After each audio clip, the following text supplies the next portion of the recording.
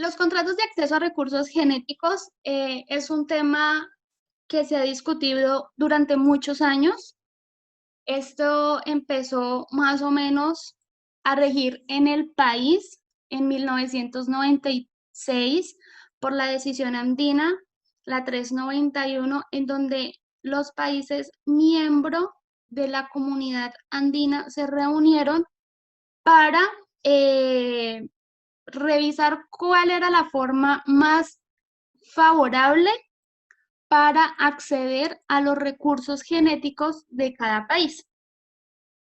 Entonces, lo que se hizo o lo que hizo en su momento el gobierno fue establecer bases y condiciones para que el Estado, como dueño de los recursos, diera los avales, las autorizaciones, los permisos para que las personas naturales o personas jurídicas pudieran acceder a esos recursos. ¿Para qué? Para que todos tuviéramos como, uno, poder hacer investigación o se pueda también aprovechar esos recursos, ya sea comercialmente o industrialmente, pero con el fin de que haya una garantía en el que el Estado como dueño del recurso y la persona que solicita un contrato tengan como una partición justa y equitativa de esos beneficios. Más adelante vamos a ver qué es eso de participación justa y equitativa de beneficios. En algunos casos son monetarios, en otros casos no, pero más adelante lo revisamos. También que se quería con esta normativa era promover la conservación de la diversidad que nosotros tenemos en nuestro país, sin afectar el desarrollo científico, tecnológico o de realizar técnicas que tengamos que realizar bajo parámetros o bajo el uso de especies de nuestro país, ya sean silvestres, ya sea flora, ya sea fauna, microorganismos, que más adelante vamos a revisar también esa parte.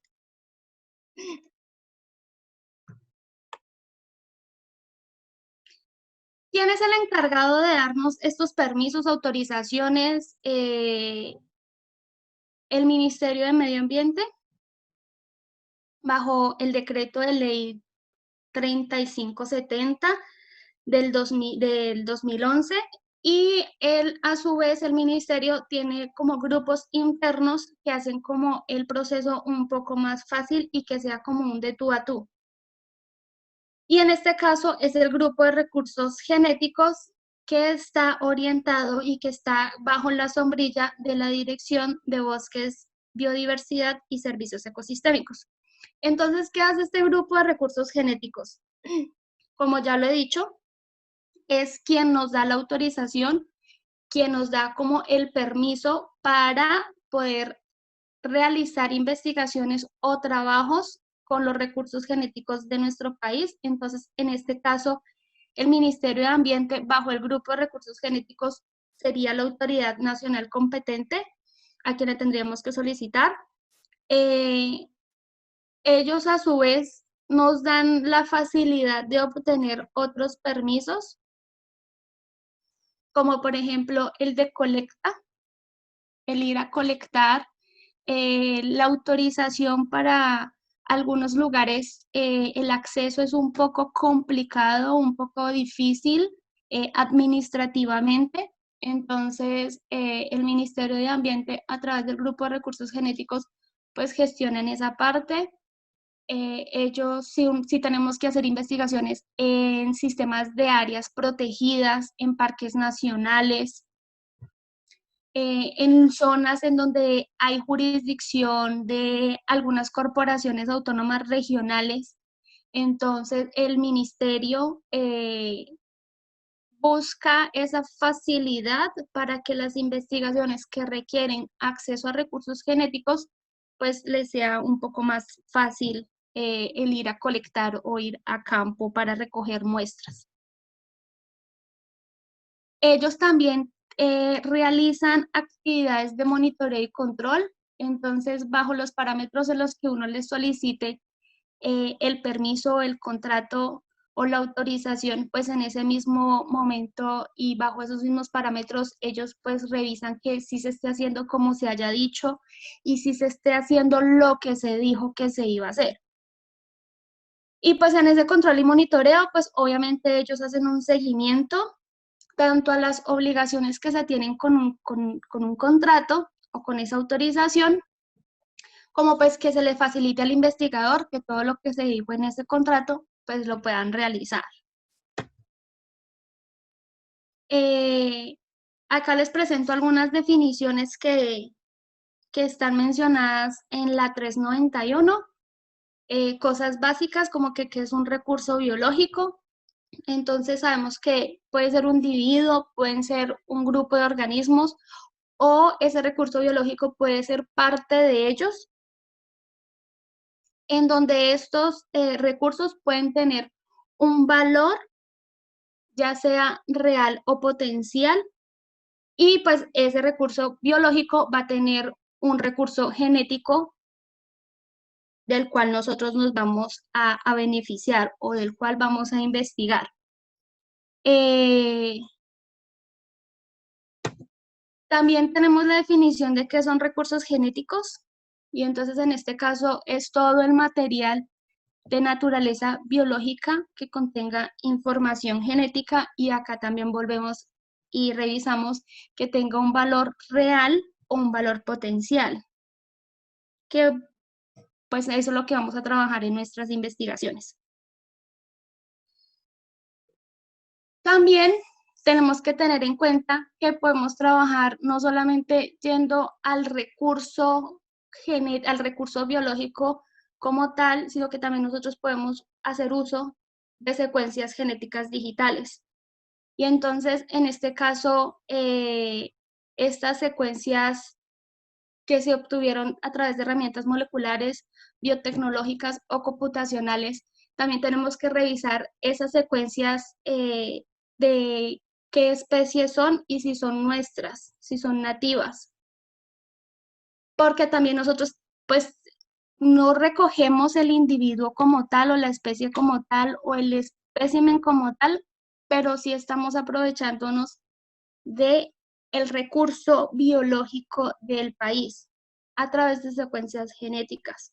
Entonces también como que, bueno, no lo voy a coger, pero voy a hacer uso. Entonces, en este caso también tendríamos que solicitar un contrato o una autorización. ¿Qué son productos derivados? Porque pues como hemos mencionado, se llaman contratos de acceso a recursos genéticos y sus productos derivados. Entonces, estos productos derivados hacen énfasis en moléculas, combinación o mezcla de moléculas naturales, incluyendo extractos de organismos, bien sea vivos o muertos. En este caso de muertos, pues lo podemos, un ejemplo podría ser obtener muestras de colecciones biológicas. Entonces, en ese caso también aplicaría como un producto derivado si obtenemos moléculas de organismos muertos. Es importante que tengamos en cuenta la interpretación que dice en la parte de abajo, que es cuando los productos derivados se encuentran aislados del recurso biológico. El régimen de propiedad que le aplica a estos es un contrato de acceso a recursos genéticos, por lo que les mencionaba en la positiva anterior de secuencias genéticas. Entonces, no simplemente es pensar que un acceso a recurso genético es ir a coger un individuo o un espécimen de una especie X, sino que también va un poco más allá de cómo yo estoy obteniendo mi recurso biológico para el fin que lo estoy necesitando.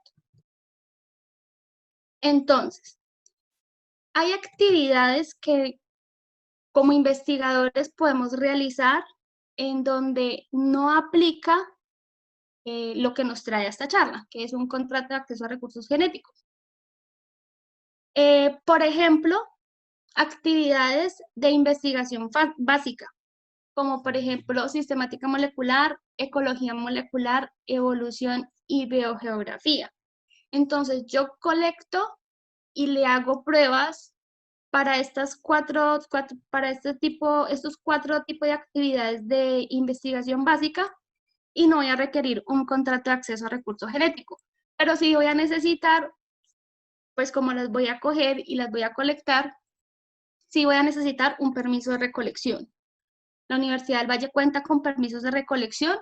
Si ustedes necesitan más información relacionada con estos recursos, con estos tipos de permisos, pues me pueden escribir y yo con mucho gusto les colaboro. Y como he mencionado también antes, no necesariamente tenemos que ir a colectar a campo. Podemos hacer uso de colecciones biológicas. Entonces, en este caso, pues se tendría que tener una autorización de la colección de donde ustedes vayan a obtener las muestras.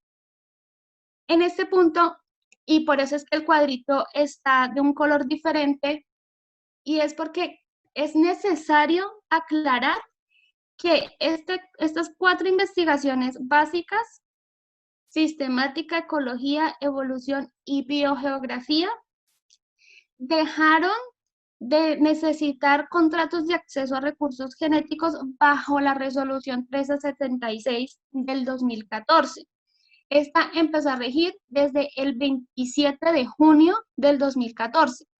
Entonces, de 2014 hacia acá, no requerimos un contrato de acceso a recursos genéticos si hacemos estas 4 tipos de actividades.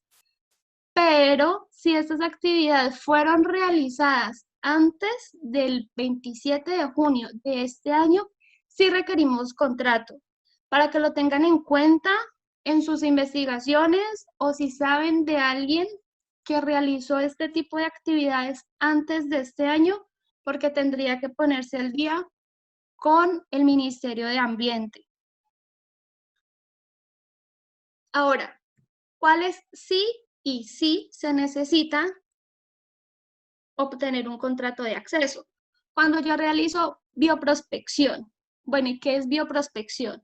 Entonces, la bioprospección es usar la biología para tener una prospección, ver hacia adelante y que pueda funcionar para un aprovechamiento de cualquier tipo. Entonces, puedo usar para la bioprospección compuestos químicos, genes, proteínas, microorganismos, virus, bacterias, viroides, muchas cosas podemos hacer bioprospección y el punto es que yo pueda tener un aprovechamiento, sea comercial o sea industrial. Y eso es potencial. Entonces, que con la bacteria, con la molécula o con algunas proteínas, yo pienso que podría curar el cáncer. Entonces, es en un inicio una actividad científica, porque no sabemos si funcione o no funcione, pero entonces eso nosotros ya lo encasillamos como bioprospección.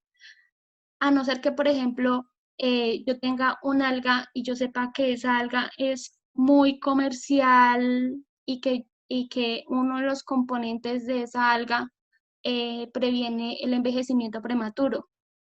Eso yo ya lo tengo establecido, eso ya está en la literatura, entonces voy a aprovecharme de esta alga que nadie se había aprovechado antes porque han usado otro tipo de especies. Eso ya lo tengo yo establecido, que me voy a aprovechar de ese recurso biológico y de ese recurso genético.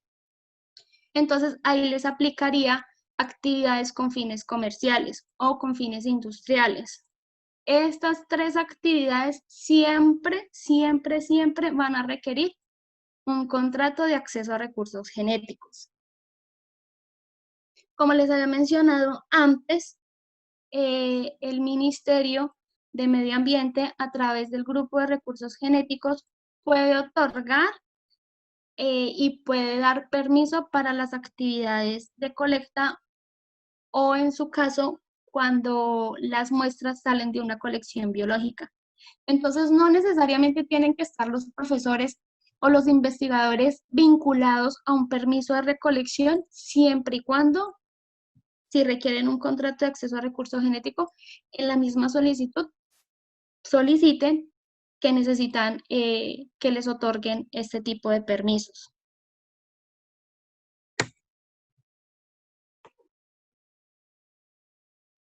Ahora, ya miramos cuáles son las actividades que si yo realizo, a cuáles les aplica un contrato y a cuáles no. Ahora, esas son las actividades. En estas dos diapositivas que siguen, vamos a revisar en el origen de la muestra cuándo aplicaría y cuándo no. Entonces, especies introducidas, o sea, que nada que ver con Colombia y que fueron introducidas por intervención humana, o realizar este tipo de actividades que antes mencionamos con humanos. Hola, Eliana. Hola. Hola, qué pena interrumpirte. Es que Sí. quisiera hacerte una pregunta. ¿Sí? ¿Estos contratos de alguna manera eximen de los requisitos de ética para recolección, estos permisos de ética que a veces solicitan, o son complementarios? ¿Cómo se manejaría esa parte allí? Bueno, Cuando nos piden cartas de aval de ética, por ejemplo. sí. Para un contrato de acceso a recursos genéticos, para obtener el contrato como tal, no requieres un aval de ética. Los avales de ética se requieren para otro tipo de cosas. Por ejemplo, los proyectos que pasan por convocatorias. Siempre el que hace la convocatoria, en su mayoría, voy a decir no siempre, pero sí en su mayoría, ellos son los que requieren los avales de comité de ética. Los comités de ética, al contrario, cuando leen la propuesta para este tipo de investigaciones, sí les dicen como que, vea, a mí me parece que usted requiere un contrato de acceso a recursos genéticos. Entonces, no es que el aval lo necesitemos para esto, es que este tipo de contratos lo requerimos o no lo mencionan, más bien porque un comité de ética no te obliga a obtener un contrato, pero sí te dice como que me parece que tú necesitas como que hagan la consulta y te dicen como que es muy posiblemente tú necesitas un contrato de acceso, pero no, sí están relacionados, más no uno depende del otro, en ninguno de los dos casos. ¿Sí me hice entender? Correcto. Sí, o sea que, por ejemplo, si llegáramos a ganar un proyecto de convocatoria interna, él pide carta de aval, por ejemplo, de ética. El hecho de que contemos con estos contratos no nos exime como investigadores de acceder a esa carta de aval por parte del comité, No, no, básicamente. no. Sí, no, señor. No te exime. Ni el aval de ética te exime de solicitar un contrato de acceso si lo llegases a necesitar. Perfecto, gracias. Ok, con gusto. Como les mencionaba entonces, el origen de las muestras, cuando yo trabajo con especies introducidas o con humanos directamente, no requiero un contrato de acceso a recursos genéticos. Pero si yo trabajo con especies nativas, que sean silvestres, domesticadas o escapadas de domesticación o cultivadas en nuestro país, que sean nuestras especies, o que trabajemos con microorganismos, con virus, con bacterias, con viroides, sí requerimos un contrato de acceso a recursos genéticos. Que yo tenga a un paciente X o una persona y yo vaya a trabajar bajo los microorganismos que tiene esa persona. Ok, entonces yo no estoy trabajando sobre el humano, sino que estoy trabajando sobre los microorganismos. Entonces, en este caso, sí requiere un contrato de acceso a recursos genéticos, porque lo importante es con qué muestras o con qué especímenes yo voy a trabajar. ¿Listo? Ya miramos que cuando tenemos que realizar actividades como bioprospección o que yo vaya a trabajar con algunas especies con fines industriales o para un aprovechamiento comercial, sí o sí requiero obtener un contrato de acceso a recursos genéticos. Y esta diapositiva, lo nuevo, porque ya esa parte lo sabíamos, es que sí se requiere solicitar una patente que esté relacionada con un recurso biológico, un recurso genético. Tenemos que obtener un contrato de acceso a recursos genéticos, así sea simplemente investigación, así sea que simplemente quieren proteger un método, no necesariamente un producto, ante la Superintendencia de Industria y Comercio. Entonces, por el simple hecho de solicitar una patente, ya nos obliga, esa palabra no me gusta usarla, pero pues acá aplica, en obtener un contrato de acceso a recursos genéticos, para que lo tengamos en cuenta. Ahora, en el Ministerio de Medio Ambiente, a través del Grupo de Recursos Genéticos, ellos son los que otorgan los contratos. Ellos tienen dos tipos de modalidades. Tienen contratos individuales y contratos marco. Los dos funcionan muy bien, son básicamente lo mismo, simplemente que los contratos marco solamente los pueden solicitar universidades y centros de investigación, mientras que un contrato individual los puede solicitar también universidades, también centros de investigación, pero ellos son más aplicables a personas naturales o jurídicas. ¿Qué puede hacer con cada uno de los contratos? Investigación básica, que es lo que hacemos en la Universidad del Valle. Prospección biológica, en muchos aspectos la universidad hace mucha prospección biológica, entonces cualquiera de las dos modalidades nos funciona muy bien, pero para fines comerciales o industriales, pues ahí sí ya tendría que hacerse un individual por la especificidad que tienen ese tipo de proyectos. Y por lo que les mencionaba antes de una partición justa y equitativa de los beneficios, porque aquí sí ya se sabe que con fines comerciales e industriales va a haber dinero de por medio. No es que le tengamos que ceder nuestra patente o nuestro aprovechamiento con fin comercial o industrial al Ministerio de Ambiente, para nada, eso sigue siendo de la persona o de quien registre esa invención o ese producto, pero pues sí nos aprovechamos de un recurso que, como ya lo dijimos anteriormente, estos recursos biológicos y estos recursos genéticos pertenecen al Estado. Entonces hay que hacer ahí como una contribución al Estado de lo que nosotros obtuvimos, que más adelante también revisamos esa parte.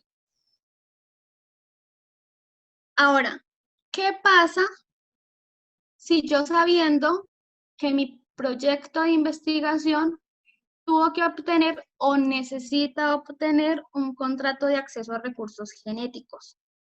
Esta diapositiva, como bien está, es del Ministerio de Ambiente, es de una presentación que hicieron ellos, para que no es invento de la universidad, de este tipo de consecuencias.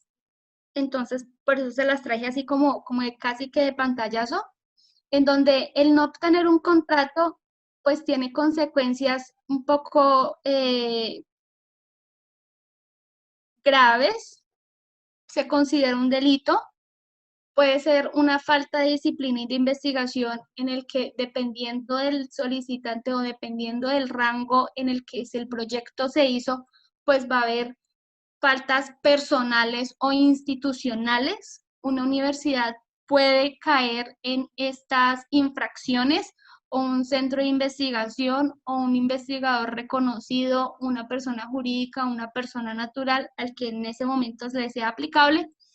Y pues tiene también infracción en procesos ambientales, por el mismo hecho que les mencionaba antes de que muchos proyectos de investigación requieren obtener muestras en campo, o sea, no se solicitaron los permisos pertinentes para una recolección de muestras.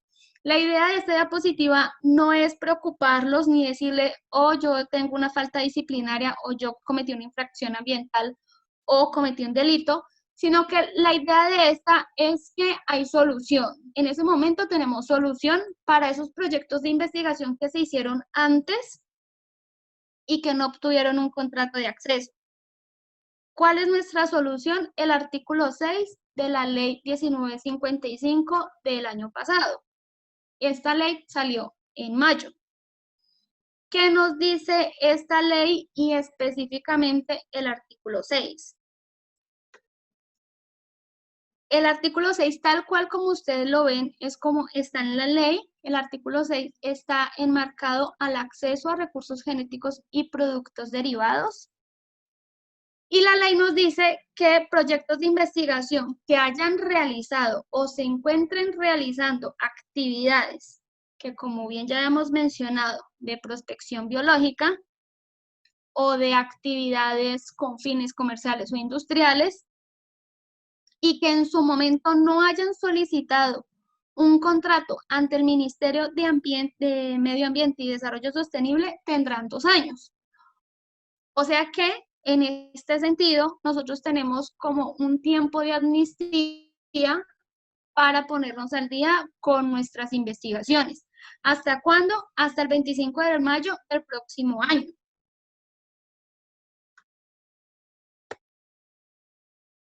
Además, como ya les había mencionado, el ministerio podrá otorgar en este contrato los permisos de recolecta o de recolección que hayan hecho para pues, sus proyectos de investigación. Entonces, no simplemente es tener el contrato como tal, sino que también el ministerio podrá otorgar estas actividades y dará permiso y dará amnistía a las actividades de recolecta que hayan realizado. Y lo bueno también de esta ley es que no te dice, espere a que el contrato de acceso salga y continuar sus actividades, sino que le dice que en paralelo a la solicitud que ustedes tienen que hacer con el Ministerio de Ambiente, pueden continuar con sus actividades de proyecto, porque la idea no es pararlo ni suspenderlo, lo pueden seguir haciendo. Y acá, para muchas personas que conocen un poco de normativa ambiental, esta parte es muy importante en el parágrafo en donde dice que el uso de fauna silvestre en el marco de estas investigaciones científicas, solamente las que son netamente científicas, no van a contribuir para generar el pago de tasa compensatoria. Eso es importante porque pues ya nosotros sabemos que hay que realizar un pago cuando se trabaja con fauna silvestre. Pero entonces, este tipo de actividades bajo esta ley nos dice que no va a generar tasa compensatoria.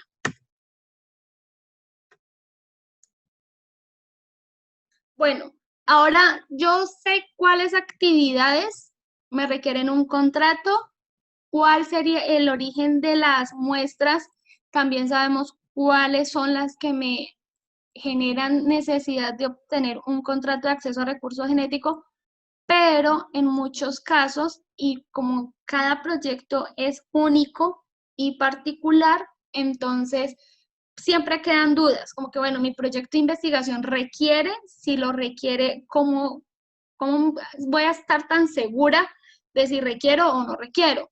Entonces, simplemente se hace una solicitud de concepto. La universidad hemos hecho muchas solicitudes de conceptos ante el Ministerio de Ambiente. En muchos casos nos dicen su proyecto de investigación no lo requiere y eso también es importante que una investigación lo tenga, ese concepto del ministerio.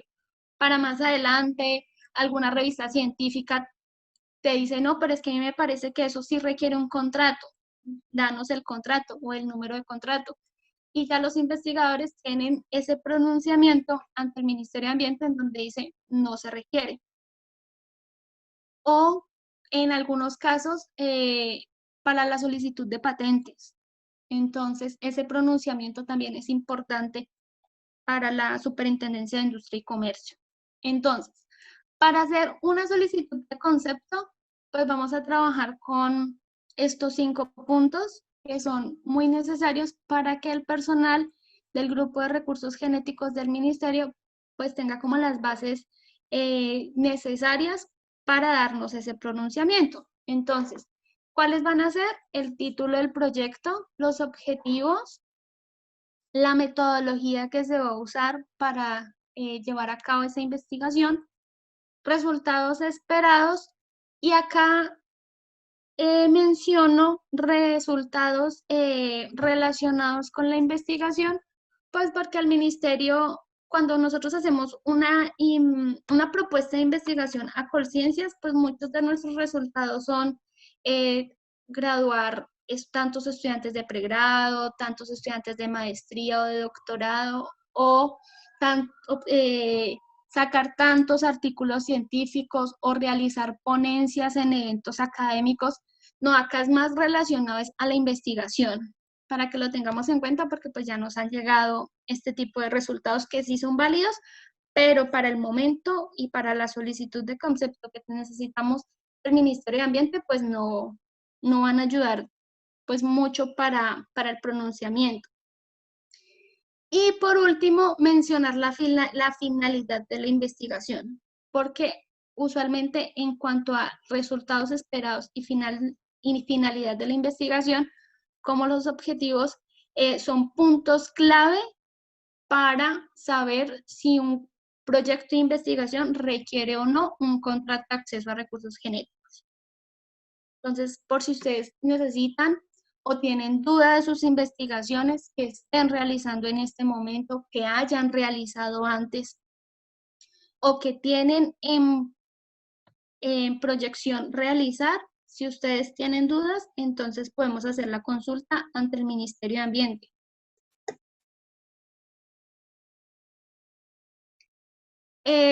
Existen muchas investigaciones en donde son investigaciones relacionadas con otras investigaciones que se hicieron.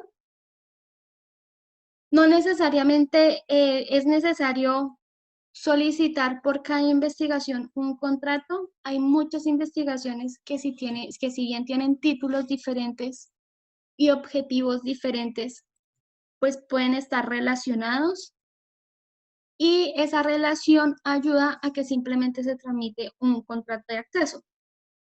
Entonces, pueden ser títulos diferentes con objetivos diferentes, pero trabajen sobre una misma especie biológica.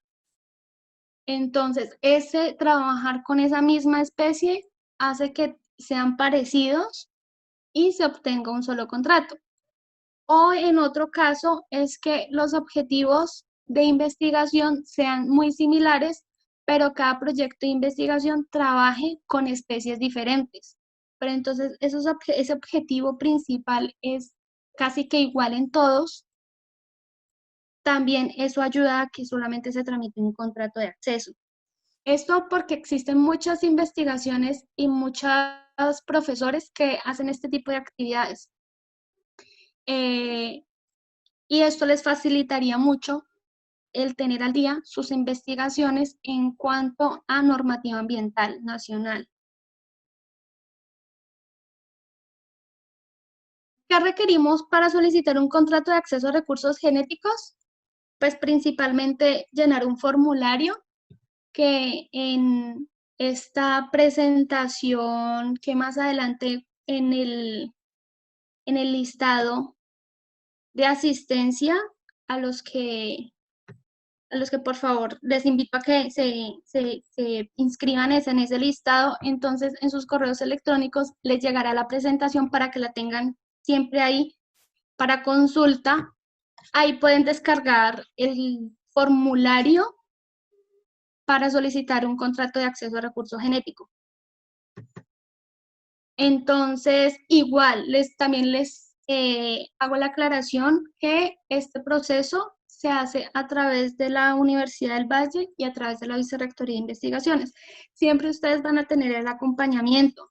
en cuanto a la solicitud de concepto, cómo obtener y solicitar el contrato como tal.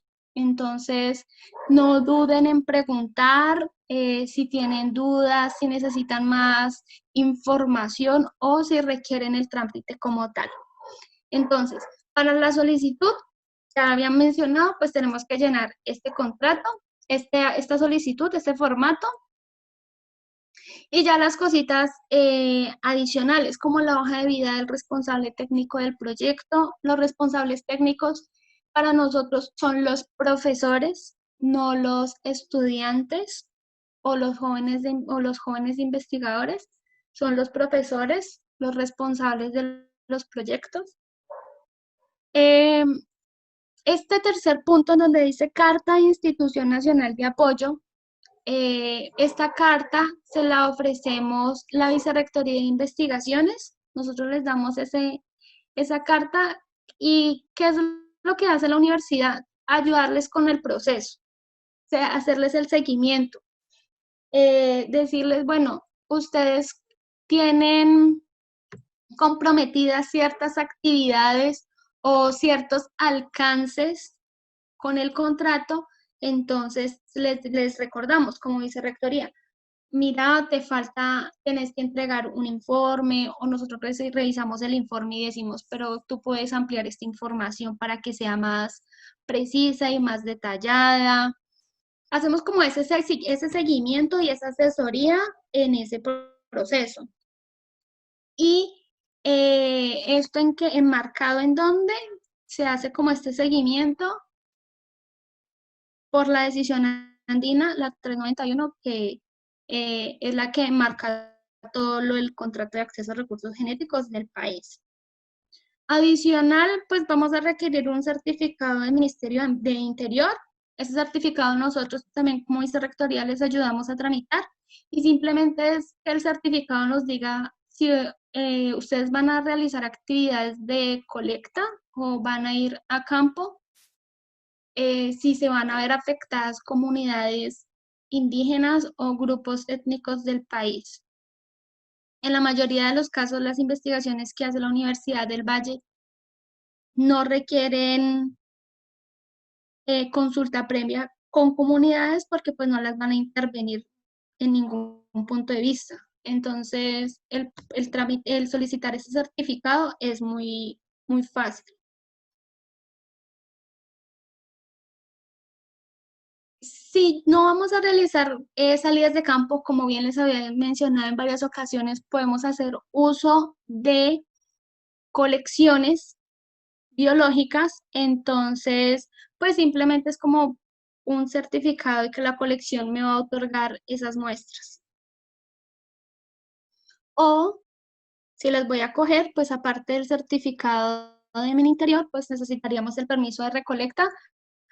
Pero lo que les mencioné, si hay profesores que requieren obtener y salir a campo para recoger muestras y me están en el permiso, el mismo contrato de acceso se los otorga. Por eso tiene un asterisco ahí de que pues no necesariamente se tiene que obtener.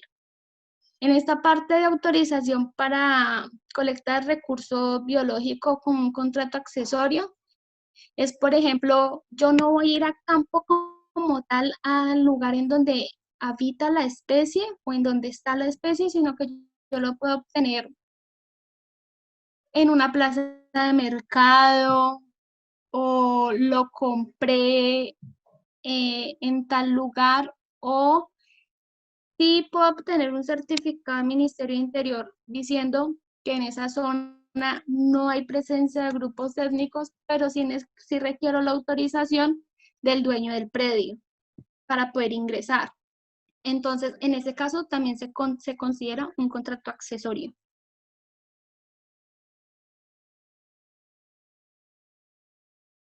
En esta diapositiva lo que les listo es cómo está distribuido el formulario que les comenté en la diapositiva anterior. Entonces, ese formulario, pues como ustedes pueden ver en esta hoja, tiene como dos componentes principales, y es la información del solicitante y la información del proyecto de investigación. Entonces, es información que ya se tiene, no hay que inventar ni buscar ni esperar nada porque pues ya lo tenemos. Si tenemos el proyecto, pues ya tendríamos la información del proyecto. Ahora bien, esta parte en donde dice eventuales resultados esperados tiene un asterisco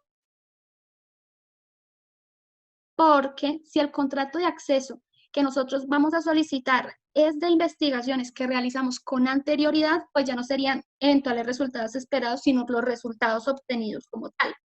Entonces, para que pensemos que se pueden hacer las dos solicitudes con el mismo formato para proyectos de investigación que iniciaron antes o los que pensamos iniciar, los que estamos trabajando ahorita de hacer propuestas o que están pasando apenas por convocatorias. El Ministerio de Ambiente tiene este manual. En la presentación también queda sobre la imagen el enlace para que los lleve al manual. Él dice absolutamente todo. Cómo funcionan los contratos de acceso, por qué se tienen que obtener, quién los debe obtener. También dan ejemplos muy claros de cómo diligenciar el formulario. Está todo en el manual. A los que lo necesiten, los invito a que lo revisen porque es muy bueno y muy completo. Ahora, yo tengo muchos proyectos de investigación en donde los profesores y los investigadores se preocupan mucho por la información que hay allí, porque quieran solicitar una patente o porque quieran obtener un artículo científico que va a ser revelador y necesitan trabajar esa información muy confidencial por la importancia que tiene. Entonces, sí se pueden tener datos confidenciales. La decisión andina, la 391, lo establece en el que se puede tener información oculta, incluso oculta para el Ministerio de Ambiente, en el que se dice que hay ciertos puntos en los que se necesita confidencialidad de la información, o sea, que no se la van a entregar a ellos, pero lo importante acá es justificar por qué esa información no la están dando y pues obviamente siempre va a tener que existir un resumen muy básico de lo que se está haciendo en la investigación o de lo que se hizo, que no que pues que la idea es que no sea confidencial, sino que ese resumen sea tan general que se pueda leer, entender qué se hizo en la investigación sin la necesidad de revelar datos importantes.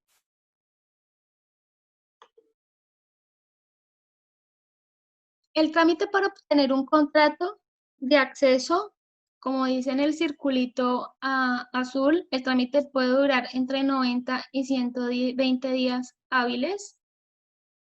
Si lo vemos a corto plazo, es mucho tiempo el que se demora un contrato y es porque se requieren realizar muchos pasos.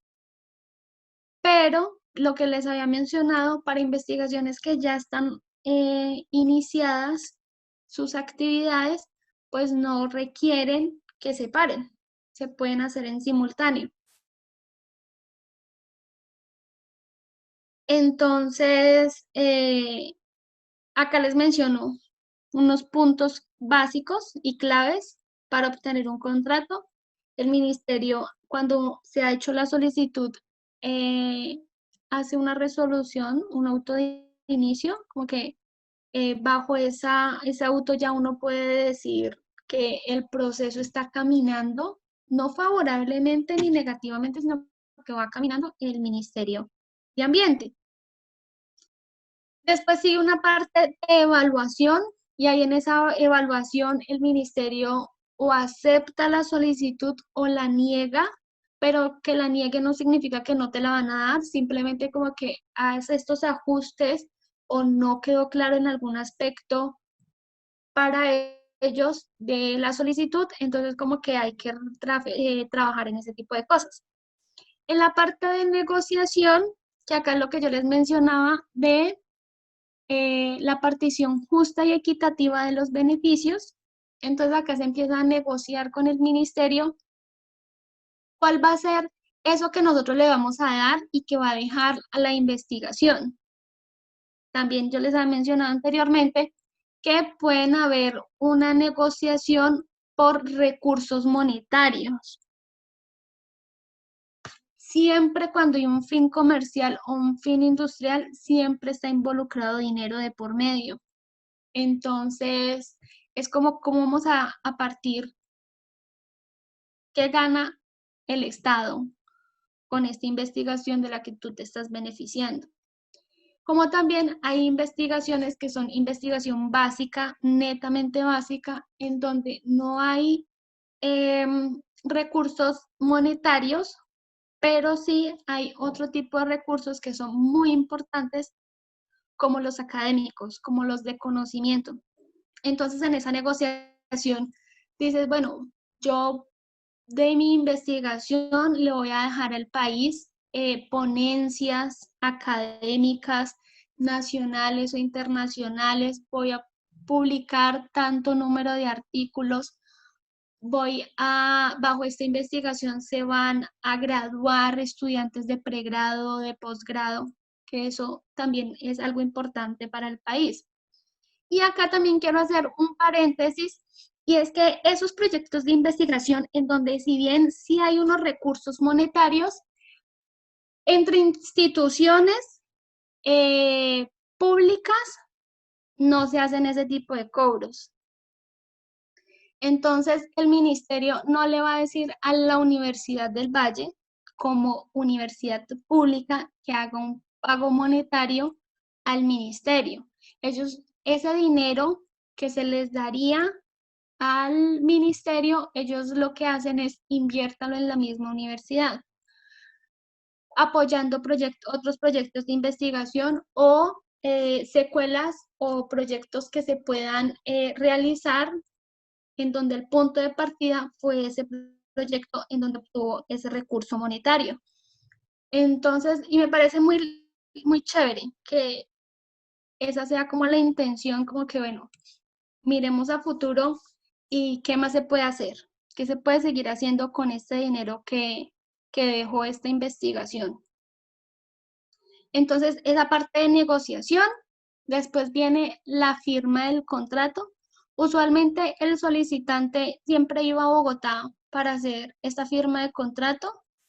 Los dos últimos contratos los hemos logrado firmar en Cali, en la universidad, a que el personal del ministerio vengan, pero pues por esta contingencia sanitaria nacional y mundial, entonces esa firma de contratos se hace, eh, te llega el contrato a tu casa, tú lo firmas, lo envías otra vez al ministerio y esa es como la forma en la que se está trabajando.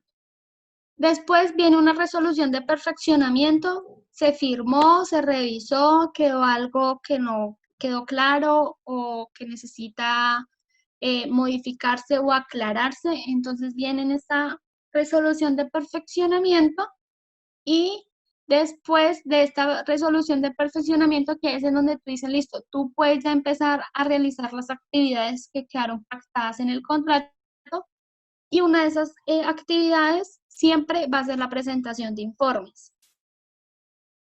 Dependiendo de las características de cada contrato y de cada proyecto, se presentan informes anuales o semestrales o cada 2 años o cada 3 meses, dependiendo de cada contrato y de cada investigación, como les decía. Y al final, si tú cumples con todo lo que se ha pactado, tú como investigador, la Universidad del Valle como institución nacional de apoyo y el Ministerio de Ambiente, porque ellos también tienen unas obligaciones y unos compromisos ante el contrato, si todos realizaron lo que tenían que realizar, pues se da por liquidado un contrato. Los contratos pueden variar y la duración de un contrato también depende de las características de la investigación. Pueden haber contratos que duren 1 año, 2 años, 5 años, Entonces, depende de cada quien, de cada proyecto y de las necesidades que se requieran. Entonces, para que lo tengan en cuenta. Acá como un ejemplo, en donde ya habíamos mencionado que se requiere una resolución de perfeccionamiento. Entonces, esta resolución de perfeccionamiento tiene una fecha y bajo esa fecha, pues revisamos cuáles son las actividades a trabajar. Entonces, yo tengo el contrato, firmo el contrato, pero si esa firma de contrato no necesariamente no puedo empezar a realizar actividades. Necesito esa resolución de perfeccionamiento.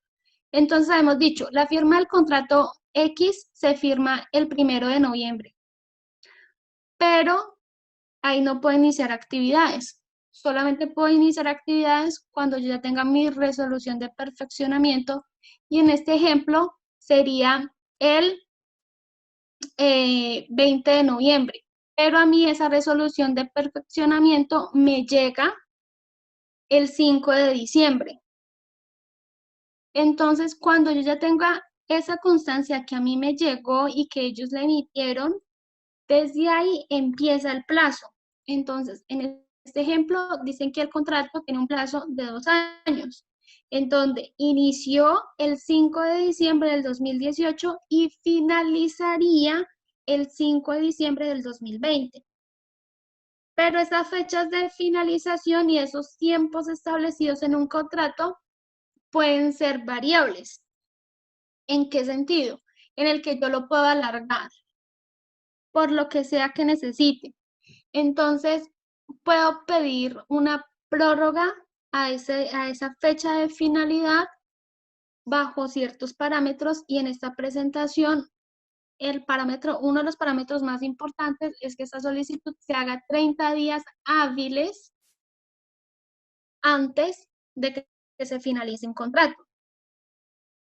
Esa prórroga la puedo pedir por tiempo, porque las actividades que ha planeado no las logré desarrollar por alguna u otra eventualidad o inconveniente que haya tenido el investigador en la realización de sus actividades, o también porque voy a adicionar actividades, entonces pues hacer más actividades que las planeadas, pues eso va a requerir más tiempo, o voy a adicionar objetivos.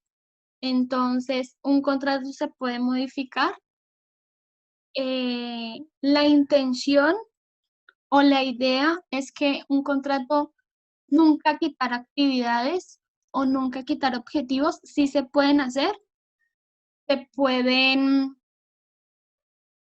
hacer esa solicitud, pero pues eso ya tiene otro manejo jurídico para ver, bueno, ¿por qué quieres quitar esas actividades que ya habías pactado que ibas a hacer?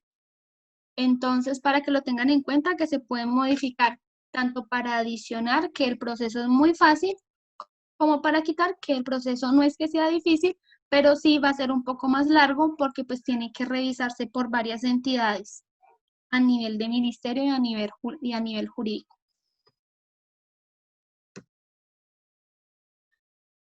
Entonces, lo que les había mencionado, ¿qué puedo modificar? El plazo de ejecución, adicionar actividades, ¿cómo? Como les había mencionado en la presentación anterior, haciendo una solicitud de modificación. Entonces, 30 días hábiles antes de que termine, sea la fecha límite pues de terminación del contrato.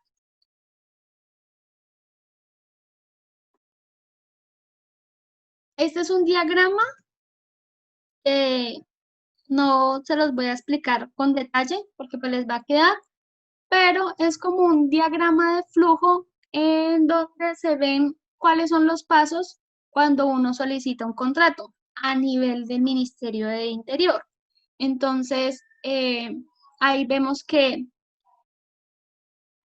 hacen un informe técnico, evalúan si el proyecto es viable o no, los requisitos, hacen también ahí la negociación, si estamos de acuerdo, si no, si todo funciona y ellos no tienen que hacer requerimientos de cualquier tipo de requerimientos de informes o requerimientos de papeles o requerimientos de aclaración del proyecto, sino que todo cumple muy bien. Entonces, pues ahí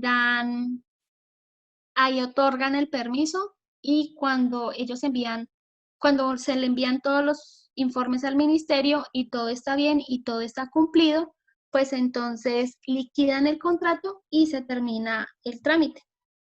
Entonces ahí es como un diagramita de flujo de, de los pasos que sigue el ministerio para otorgar un contrato.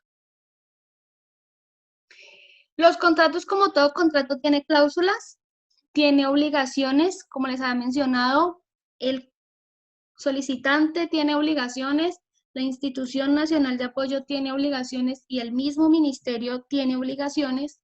Entonces, acá les traigo algunas cláusulas que generalmente los contratos tienen y son todo lo relacionado con el proyecto y todo lo que se pacte con ellos. El contrato no va a tener absolutamente nada que no se haya pactado y